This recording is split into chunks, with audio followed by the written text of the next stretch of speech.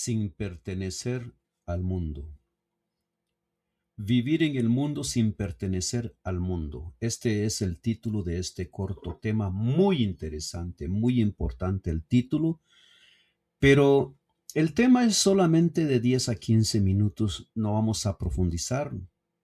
Así que vamos a leer un texto de inmediato que tiene referencia sobre el título y dice así, está en Primera de Juan 2:15, dice así: No améis al mundo ni las cosas que están en el mundo. Si alguno ama al mundo, el amor del Padre no está en él.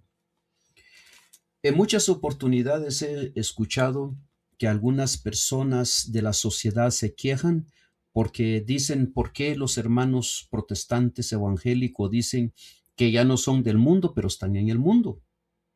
Y es que muchas veces no sabemos explicarnos los cristianos o cualquier cristiano, no importa si eres católico, carismático, protestante, no importa, pero si no explicas bien exactamente qué es lo que quieres dar a entender, que tú no eres del mundo, entonces la gente se confunde.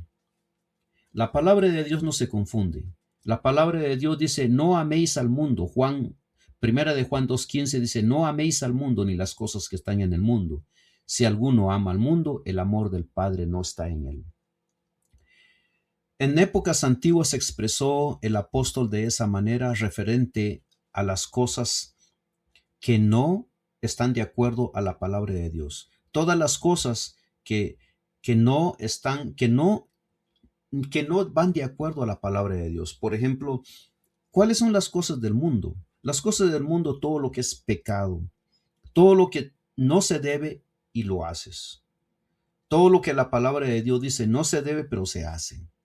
Entonces, por ejemplo, amar al mundo no es cosa del otro mundo. Amar al mundo no es cosa mala, pero moderadamente, pero siempre sabiendo de que tú amas más a Dios que amar las cosas del mundo, o sea, la naturaleza, em, probablemente tienes riquezas o tienes alguna casa, tú lo amas, pero no en extremo. Tú sabes que el dueño de esa casa, el dueño del carro, el dueño de esa profesión, el dueño de cualquier cosa que tienes, pertenece al Padre, pertenece al Hijo. Entonces, tú amas tus cosas, pero de una manera bajo la ley divina, bajo la lupa del Padre, del Hijo, del Espíritu Santo. Entonces, tú amas más al Padre, tú amas más al Hijo sobre todas tus cosas, lo que tienes y lo que ves en el mundo. O sea, el problema está en el extremo de amar al mundo más que al Padre, más que al Hijo, porque entonces te conviertes en enemigo de la palabra de Dios. Pero si tú amas tus cosas moderadamente, pero amas más al Padre y al Hijo, entonces las cosas estarán bajo control. Hay varios versículos aquí que voy a leer, así que no voy a hacer mucho comentario, simplemente va a ser contextos. El apóstol Juan nos dice, no amen al mundo ni lo que hay en el mundo. Si alguno ama al mundo, el amor del Padre no está en él. El amor de Lucas por Jesús y su reino lo llevó a permanecer junto a Pablo hasta el final, sin importar lo que ocurriera, Demas amaba, mientras que Demas amaba más este mundo que el venidero. Vamos a leer los siguientes versículos que dice así. Marcos 13, 32, 37 dice, pero de aquel día y de la hora nadie sabe, ni aun los ángeles que están en el cielo, ni el Hijo, sino el Padre. Mirad y velad y orad, porque no sabéis cuándo será el tiempo. Es como el hombre que, yéndose lejos, dejó su casa y dio autoridad a sus siervos y a cada uno su obra, y al portero mandó que velase. Velad pues, porque no sabéis cuándo vendrá el Señor Jesús. Si al anochecer, o a la medianoche, o al canto del gallo, o a la mañana, para que cuando venga de repente no os halle durmiendo. Lo que a vosotros digo, a todos lo digo, velad, velad. ¿Qué tiene que ver este título, el del pequeño tema que dice vivir en el mundo sin pertenecer al mundo? Porque si usted vive en el mundo sin pertenecer, si usted, su mente está el 100% en este mundo, está en las riquezas, está en las mujeres, está en el alcohol, está en las drogas, está en los negocios, está en hacer cosas ilícitas como robar al prójimo, robar otro negocio, robar, hacer cosas que no deben de ser. O sea, eso es lo que se refiere. Entonces, esas cosas, ¿qué tiene que ver el versículo que leemos mucho más antes? No quiero entrar en detalle porque no tenemos suficiente tiempo, pero lo que quiere dar a entender es mm, de que tenemos que estar preparados, no podemos poner el amor a las cosas de este mundo, porque se acaban, porque si descuidamos y ponemos el amor, dejamos la iglesia por un lado, dejamos a nuestros hermanos por un lado, dejamos la Biblia por un lado, dejamos al Padre, al Hijo por un lado, y cuando Él venga, nos va a encontrar en la condición que estamos.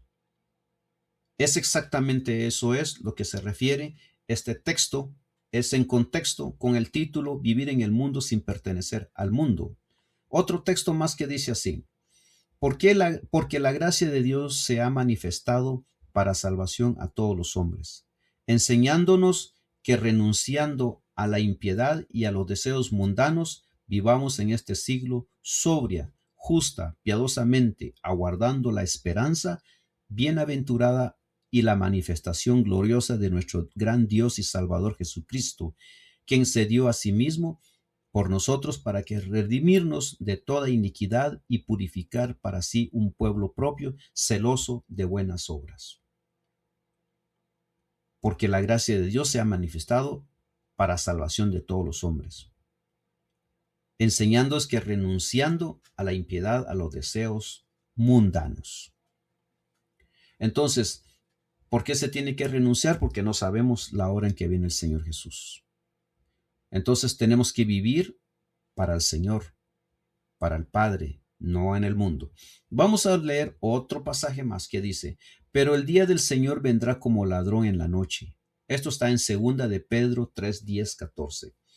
Pero el día del Señor vendrá como ladrón en la noche, en el cual los cielos pasarán con grande estruendo y los elementos ardiendo serán deshechos, y la tierra y las obras que en ella hay serán quemadas, puesto que todas estas cosas han de ser deshechas.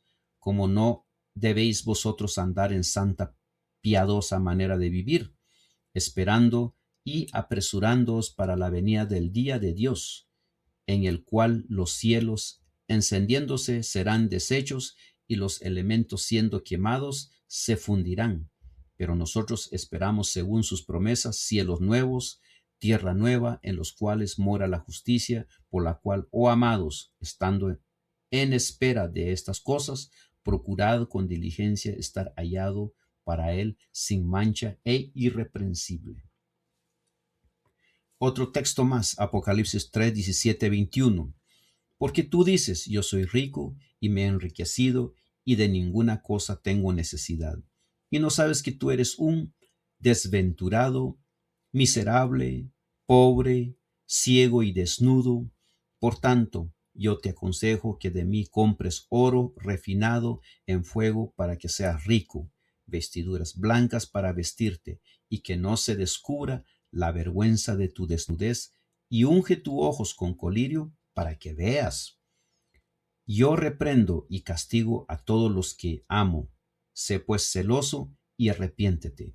He aquí, yo estoy a la puerta y llamo. Si alguno oye mi voz y abre la puerta, entraré en él, cenaré con él y él conmigo.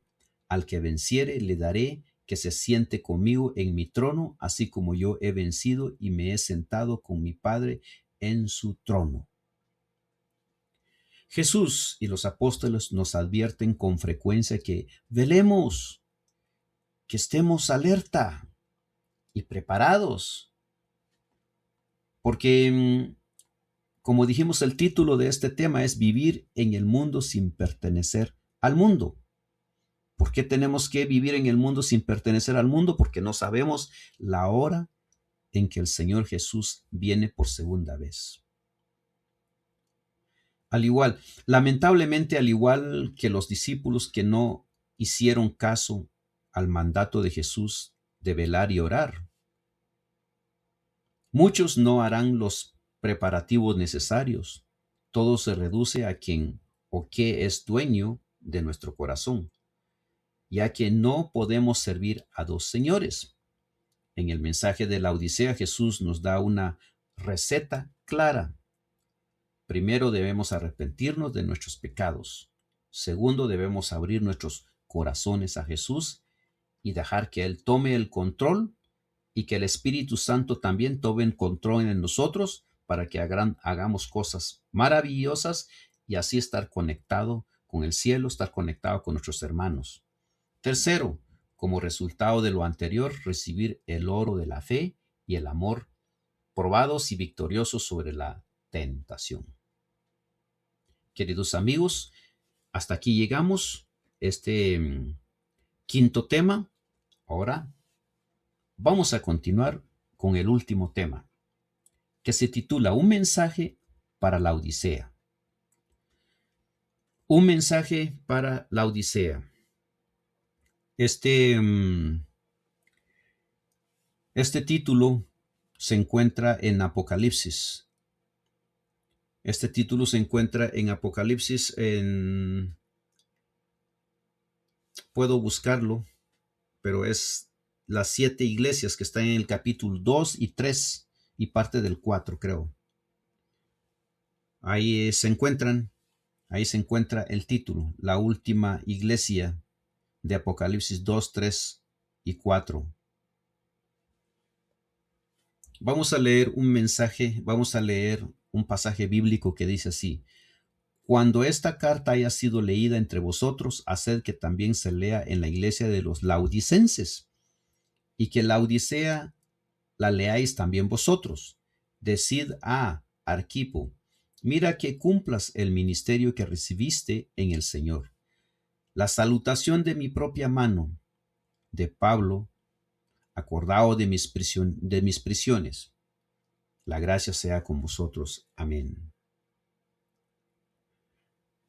Colosenses 2, 1 al 3 dice: porque quiero que sepáis cuán gran lucha sostengo por vosotros y por los que están en la Odisea, y por todos los que nunca han visto mi rostro, para que sean consolados sus corazones, unidos en amor hasta alcanzar todas las riquezas de pleno entendimiento, a fin de conocer el ministerio o el misterio de Dios, el Padre, y de Cristo, en quien están escondidos todos los tesoros de la sabiduría del conocimiento. Los mismos problemas que se repite una vez y otra vez a lo largo de la historia del pueblo de Dios. Los profetas reprendieron a Israel por adorar como el mundo. Ustedes tienen pleno conocimiento de que Israel nunca fue constante en la adoración al Padre. Lo instaron a arrepentirse antes de que fuera demasiado tarde. Isaías llegó a lamentarse, como se ha vuelto en ramera la ciudad fiel. Llena estaba de justicia, en ella habitaba la equidad. Porque el Padre se presentaba directamente, ellos tenían un gobierno teocrático, era una nación teocrática, tenían una comunicación directamente con el Ser Supremo, Jehová de los ejércitos. Pero ahora lo habitan los homicidas. Isaías 1:21 dice: como te has convertido en ramera, oh ciudad fiel, llena estuvo tu justicia, en ella habitó la equidad, pero ahora los homicidas. E instó al pueblo a volver a Dios en busca de perdón y limpieza. Isaías 1:16 al 20 dice: lavaos y limpiaos, quitad la iniquidad de vuestras obras delante de mis ojos, dejad de hacer lo malo, aprended a hacer el bien, buscad el juicio, restituid al agraviado, haced justicia al huérfano, amparad a la viuda.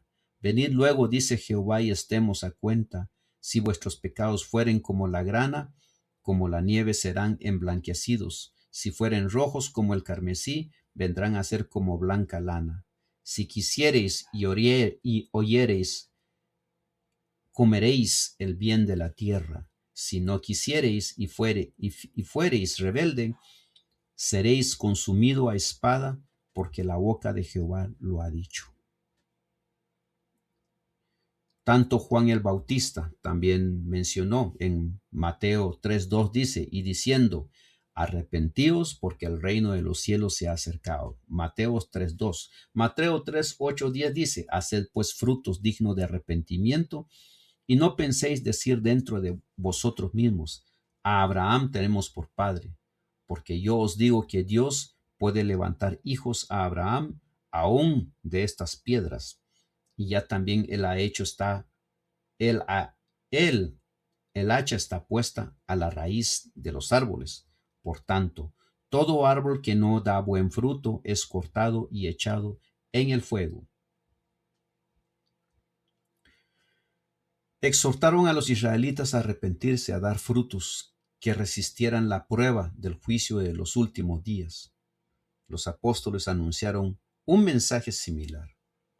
Tenemos varios versículos, aquí tenemos uno en Hechos 2:38 que dice, Pedro les dijo, arrepentíos y bautícese cada uno de vosotros en el nombre de Jesucristo para perdón de los pecados y recibiréis el don del Espíritu Santo.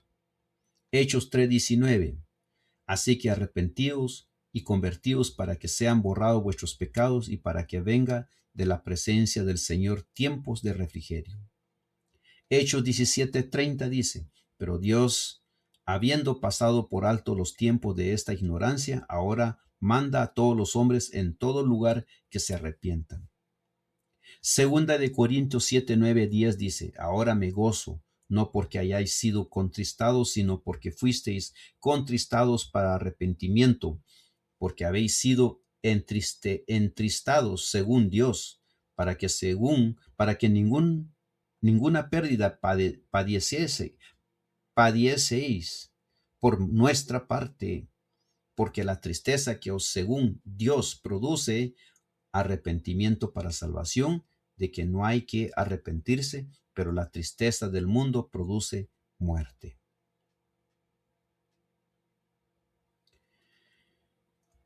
Compara Isaías 60:1-3 que dice, levántate, resplandece, porque ha venido tu luz y la gloria de Jehová ha nacido sobre ti.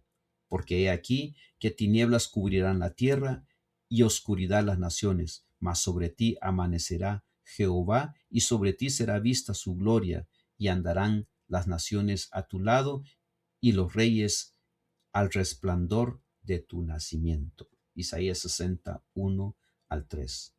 Como también tenemos otra cita también aquí en Apocalipsis 19:7 que dice, gocemos. Apocalipsis 19:7-8 dice, gocemos y alegremos y démosle gloria, porque han llegado las bodas del Cordero y su esposa se ha preparado y ella se le ha concedido que se vista de lino fino, limpio y resplandeciente, porque el lino fino es las acciones justas de los santos. ¿Qué similitud existe entre los mensajes de ambos libros? Dios unirá al cielo y la tierra, pero eso debe de ser hecho por etapas debido al gran conflicto. En el Calvario, Satanás perdió todo el efecto que sentía por él, por los seres celestiales. Juan 12:31 dice, ahora es el juicio de este mundo, ahora el príncipe de este mundo será echado fuera. Mediante el ministerio de juicio de Cristo en el santuario celestial, los integrantes del pueblo de Dios son hechos aptos en toda buena obra para que hagan su voluntad. Hebreos 13:31 dice, o 13:21, Hebreos 13:21, os haga aptos en toda obra buena para que hagáis su voluntad, haciendo Él en vosotros lo que es agradable delante de Él por Jesucristo, al cual sea la gloria por los siglos de los siglos. Amén. E idóneos para el cielo.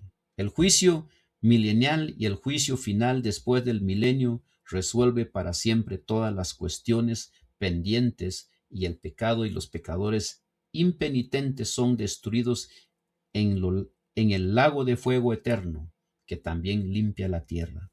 Apocalipsis 21:8, como referencia, dice así: pero los cobardes e incrédulos, los abominables, los homicidas, los fornicarios e hechiceros, los idólatras y todos los mentirosos tendrán su parte en el lago que arde con fuego y azufre, que es la muerte segunda.